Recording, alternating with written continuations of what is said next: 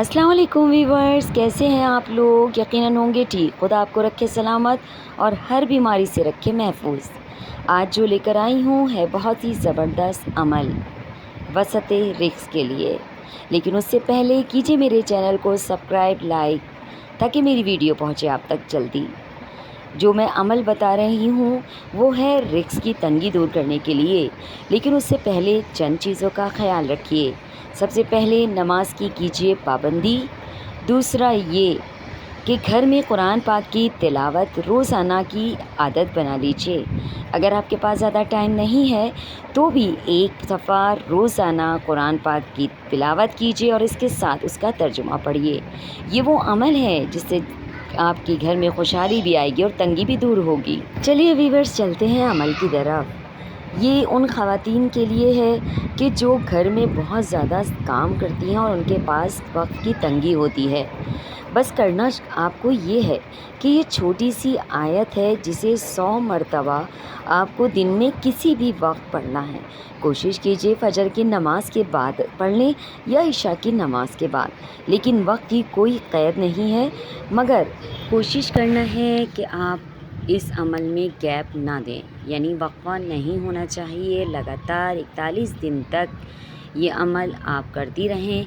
इंशाअल्लाह आप देखेंगी कि रिस्क की तंगी भी दूर हो जाएगी और खुशहाली भी आएगी, परेशानियां भी इंशाअल्लाह दूर हो जाएंगी।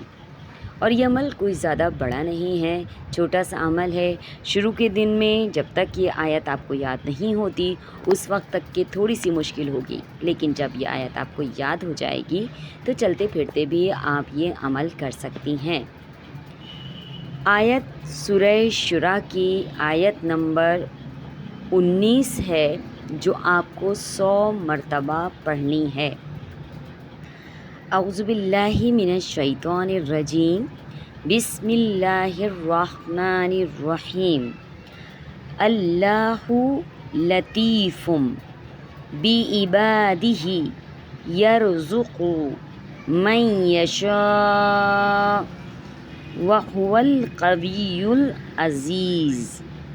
ये छोटी सी आयत है जिसे आपको 100 मरतबा रोज़ाना किसी भी वक्त पढ़ना है।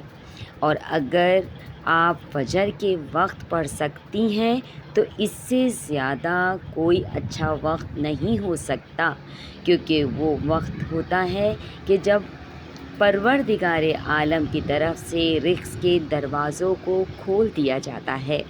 और इंशाअल्लाह ये अमल कीजिए, आप देखिएगे कि आपकी परेशानी, रिज़्क़ी तंगी किस तरह हो जाती है दूर।